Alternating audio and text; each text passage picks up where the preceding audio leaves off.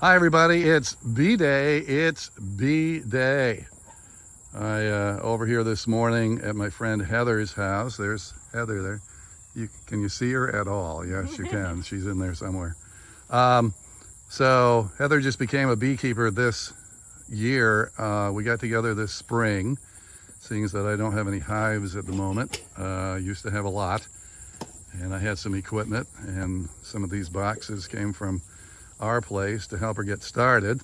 And today she wanted me to come over, and we're going to look inside these hives and just see how her guys and gals are doing here. But I got to tell you, it looks like you got a good population going there. So what are you thinking about today? I mean, what are any problems, or you just want to kind of check things out? Check things out, see if we need to add any boxes. Okay. And I did bring a super full of honey there, and yeah. I kind of think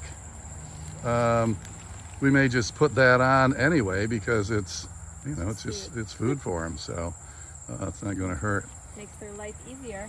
How has your beekeeping experience gone thus far? It's good. It's pretty simple. We've only had some hive beetles. Just a few minor setbacks. Just a few hive beetles, but that's it. I mean, I feel like the winter is always harder, but yeah. So are you treating for mites? Are you hoping for the best? Mites, folks, are just one of the problems the bees have. You know, the honeybees have so many problems now because of various things, all the pesticides and what have you. But the mites. What'd you say? Not treating for mites. Okay. All right. So we're gonna get into them and see what things are looking like. And we're getting the smoker going. The smoker will calm the bees a bit, and so we can do our work. So we'll be what? Smoking you. That's the Rouse rule. Anytime you're camping out with a campfire or there's smoke around, no matter where you're sitting, that's where the smoke blows. All right, so let me come back and we'll see what's going on. So the first thing Heather's going to do is get the top off from this. It's called the outer cover, and what you're seeing there is the inner cover. Looks like it got bees all the way up through. Yep. So that's pretty good. We're doing this August, what is this, 14th? 14th, I think. There's a hive beetle. Do you want to show them? There's a hive beetle. Right there. See that little guy? Now he's dead. Now he's dead. Now what does a hive beetle do? They eat the propolis, yeah. Right? Mm-hmm. And so that's not good. You want the propolis to be in there. The babies. So now she's gonna take off the inner cover. Whoa, they look good. And there's that black strip in there is the hive beetle trap.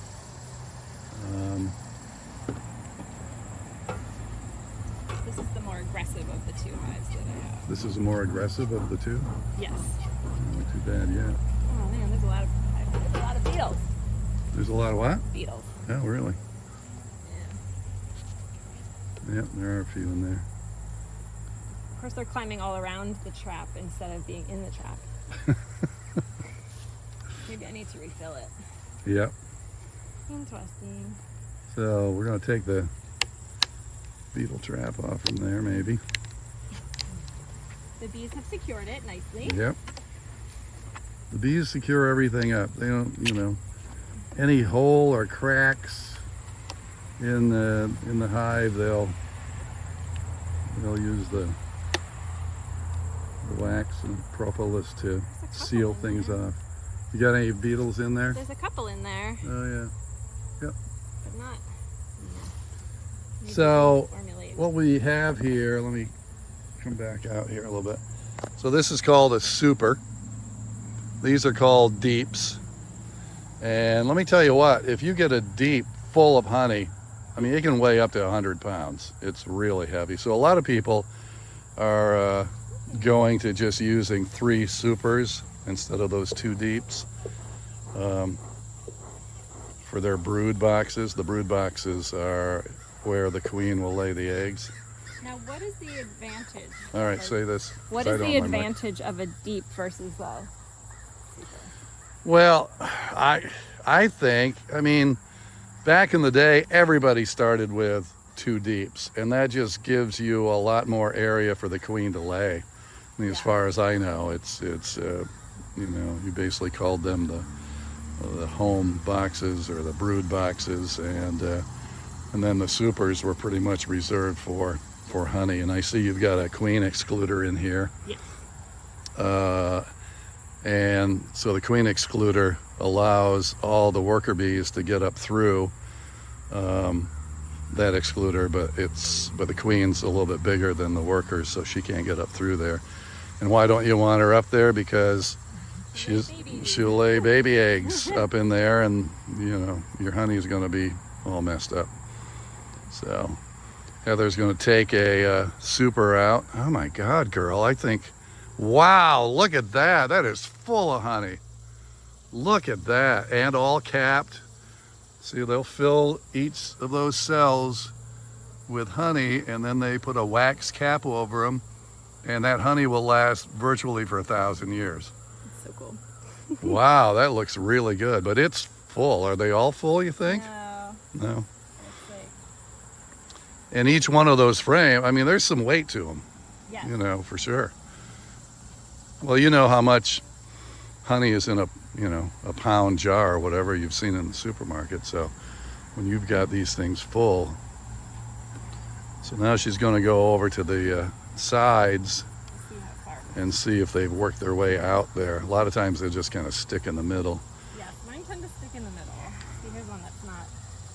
They're just working Yeah, on this one. they're working on it, but see, you've got, yeah, face me there a little bit. Oh, that side's pretty well full. Yep. The other side is getting there. On the right there, that is just plain foundation. So what they do is they'll draw each one of those cells out with their wax, and then they'll fill it up with honey as they're doing for this area, and then they cap them. They're just starting to cap there. All right. So, you know, what I might do in this situation is move those end ones into the middle. Is that okay? Yeah, because those are already full. There's nothing more they can do on that. Yeah. So we don't have to do that right this second, but gotta Yeah, keep because this pretty. last one has like nothing. Okay. Yeah. Yeah, I think that's what I would do there. Okay. Yep. All right. So how deep you want to go here? Well, since you're here, I would love to check The whole deal. keep. The brood. Okay. All right. So we need a place for these guys though. Yep. Do you want me to move that super? Or you want to? All right. Can you lift it? Okay. We'll see. Now we're going to throw your back out, and that'll be the end of it. Yeah, the bees really secure things on there. Yeah, you can tell that's got some weight to it.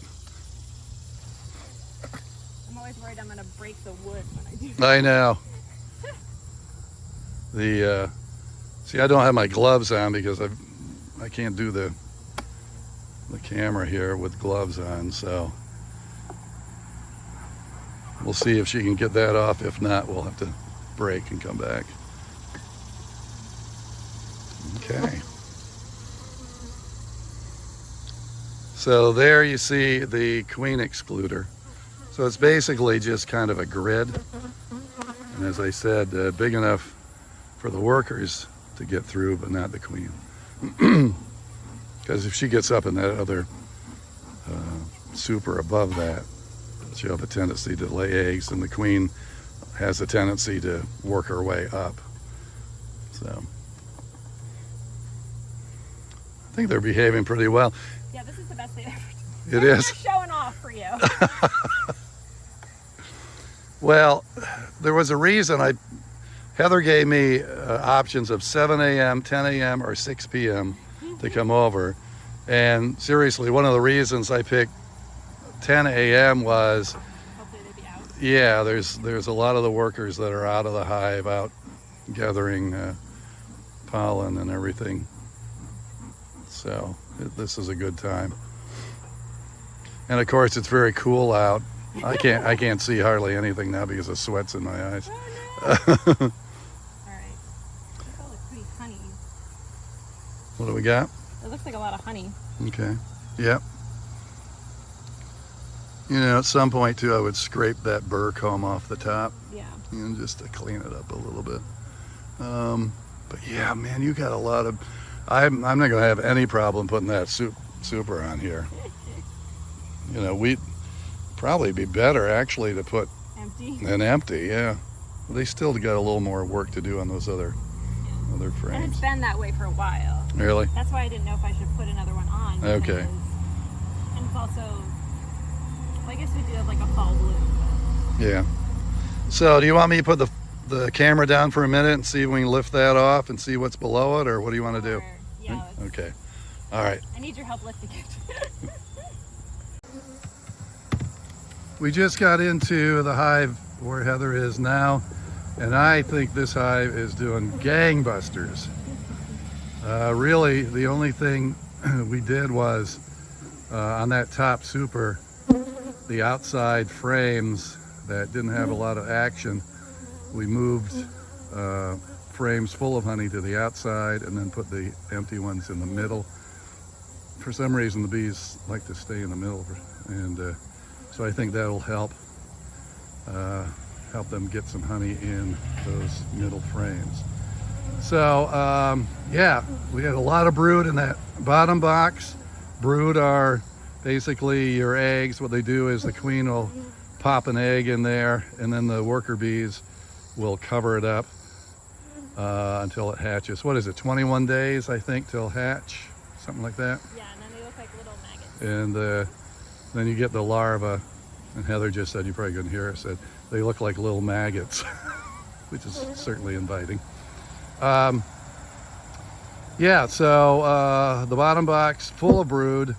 That second deep box looks like full of honey. We didn't rip it all apart, but it looks like that's full of honey. So I would say in another month, I would certainly check them again and just see what's going on there, because I had a lot of hives. I would check in the fall, and the bottom box would be like totally empty, no brood, no honey, no anything, and they moved up. So I would switch those boxes. So yeah, I think that's doing good. She's going to have some honey this fall to take off there, I think. And in the fall, you want to leave at least one of those supers full of honey to help that, because that's what they eat during the winter, to help them get through the winter. All right, now we're going to go to this guy, and Heather says this is and has been since the beginning the weaker of the two hives. So we'll see what's happening in there. And I'll put my glove back on so I don't get stung. Please don't get stung. Animal skin, they might think it's a finger. It's working. Oh, look at that. I didn't think I could get the camera on with my glove on, but I can. All right, so this is the second hive. It's the weaker of the two. Usually that's what you have. And as you can see, even the middle, they're just beginning to draw that comb out. Flip her around. Yeah, so they're working on it. But you can tell there's nowhere near as many bees in here as in the other one. And when did you put this frame or this box on? Like 10 days ago. Yeah, so they haven't had much of a time to do anything, but there's not a lot of bees up in there. Yeah. All right, so I conveniently left my hive tool home, so I can't help with the... I have to do all the you gotta do all cracking. the work. Oh, man. This one shouldn't be too bad. No. So light. Yeah, you almost threw that right over your shoulder. All right, so we got the queen excluder here.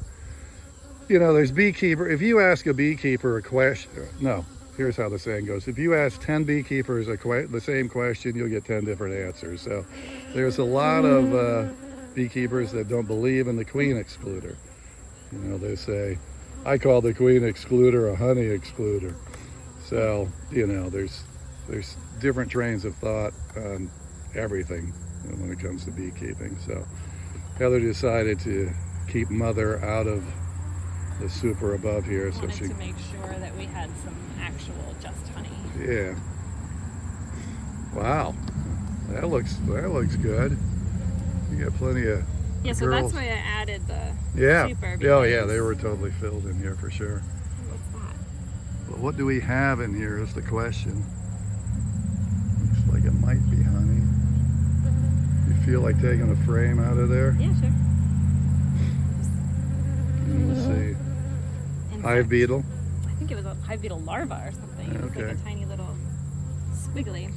Yeah, the thing with the honeybees now, you know, all beekeepers are losing hives in droves.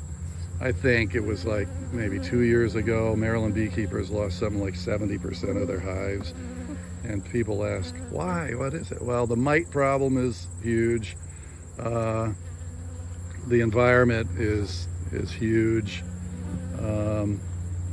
You know, they can't deal with all the pesticides and sprays. What happens with a lot of the pesticides is it won't directly kill them, but it kind of screws up their GPS, so they get out there foraging and they can't find their way back to the hive. So that's not good. And you know, in the hive you have various worker bees. They all have jobs. I mean, the society is unbelievable. Oh, That's brood. well, looks like honey Well, honey over here. well, this is brood Oh yeah, that's brood. and a little honey. Well, that's the typical pattern is brood like through there and then honey up in the corners, because they use that to feed the babies. So those are all capped brood chambers. And this side, though, is all honey. Oh, that's all honey. Okay, what do we got down in here? That's honey. That's brood. And This is honey. brood over here. And I that's can- slow down. That's honey. Okay, That's honey. brood. Oh, it is? Honey brood. That's honey brood. Honey brood. We're gonna come up Delicious. with a new name here. You gonna take another one out? Yeah. You know, I think they're doing pretty good. You know, trouble is, once July 4th hits, then, you know, the dearth begins. I mean, there's not a lot for them to get. And you would think, oh, you got all summer, but you really don't, because there's not as many flowers around. Yeah, I've heard the tree pollen is actually the best for them, and that's like March, April. Yeah. All right, so we got brood going in the middle, honey up in the corners. This is all honey on this side. Okay. Yeah, I mean, to my eye, I think they're doing pretty good. Yeah. Especially if the bottom box is all brood, then I'd say that's good. But obviously the queen's up here now because she's laying. I think she's a little weaker too. Yeah. There's a lot of empties. She's not laying all together. Yeah. And obviously there's less bees in this one. Yeah. Yeah, I'm standing here trying to think what we want to do with the honey super I brought over. Well, we'll look at the frames. I can't remember exactly what was in there, but if it's totally full with honey, I'm thinking we may just store it Switch them. for fall. Or yeah, we could switch Take them. out the empties. Yeah. A couple of the empties. Yeah, and put the frames in.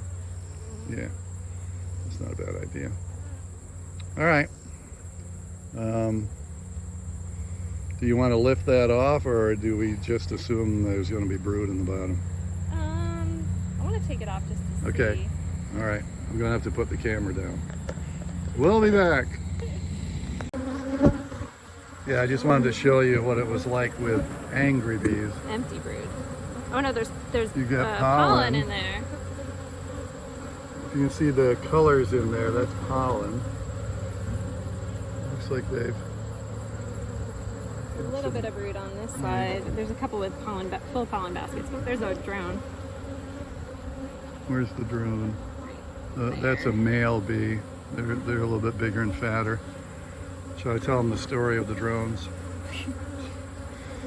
So the drones have one job, and that's to fertilize the queen. And other than that, they just hang around in the hive all year, eating honey, which is a life of Riley. Luxury. Luxury, right? But in the fall, they are ushered out by all the girls and kicked out of the hive because they don't want anybody eating up all the winter stores. Okay. Should we switch the boxes? Yeah. A little bit of brood. Yeah. I think I would switch the boxes on this guy. Okay. There's not a lot happening down here. All right, let me shut this out. So how many do we figure, how many bees are in these hives? I mean, you start with what, about 10,000, Yeah. right? Probably like 30. 30,000 bees. Probably just killed about 5. People, not 5,000, maybe 5. Well, you can't help but squish a couple, and you hate to do it, but, you know, moving these boxes around. So what we did on this was, oh, I see where you almost set the box on fire with your smoker. Learning to do this is, you know, it's just crazy. So what we did on this one is we switched the boxes. This one, so we've switched these. This one had a fair amount of brood and some honey, much more brood than was in this one. So we flipped them. Hard to tell unless we could find the queen. You know, there's only one queen in each hive, where she is. So we took the super that I brought over, which is this one, which has a lot of honey in it. There's probably, what, like 6 frames full of honey, and the other 4 still need some work done. So it's kind of a perfect situation for these guys. They were having trouble with that new super, you know, starting from scratch. There was just plain foundation there, so they still had to build the wax and draw that out, and it's, you know, it takes a lot of energy out of them. So they don't have to worry about any of that right now on this one. So what'll happen is they'll fill this up. I don't think they have anything to draw out. You've got already drawn out the comb there that doesn't have honey in it. So they'll fill that with honey, seal it over, and get this one in good shape, and then may want to put that new one back on here. We'll see. So anyway, what do you think there, Heather? I think they're very happy. They seem to be happy. They're all in there, excited already. Yep. So, you know, in conclusion, I guess we'll say this obviously is the weaker of the two. This guy over here is going gangbusters, I think. And the only thing I'm concerned on this one is the brood situation. There doesn't seem to be a lot of eggs, so that would indicate maybe the queen is a little weak, but we'll keep our eye on that and see what happens. Heather just looked at me and said, you might want to put your veil back on. Thank you very much. All right, so we're done. We're extremely hot and sweaty. I don't know how you feel, but I feel like maybe we accomplished something to help them out a little bit. Definitely. And, you know, I always had a situation where I probably didn't get in and check my bees as often as I should, because, you know, when you get in there and start ripping things apart, you know, you're killing some. But I know a lot of people that, God, it seems like every 2 weeks they're in there doing something, which, I don't know, to me seems a little much, but whatever. So let's just ask you, you know, this is your first year at beekeeping. You started this spring. Give me your thoughts. Well, so far it's been pretty low maintenance, I guess I would say, in terms of things you can have go wrong. Agriculturally. Yeah, things can go wrong. Like, yeah, we haven't had any swarming or mites or any predation, besides some hive beetles, which seem to be like the least aggressive of the pests. So far it's been pretty good. Yeah. See, I think the thing will be if they make it through the winter. Is Right. really the big test. Yep, that's the tough time. And like where I grew up and had bees when I was younger, excuse me, I got sweat in my eyes. You know, we would, obviously the winters were much colder. Oops, sorry. Much blocking you out. She told me to keep my veil on. She's out.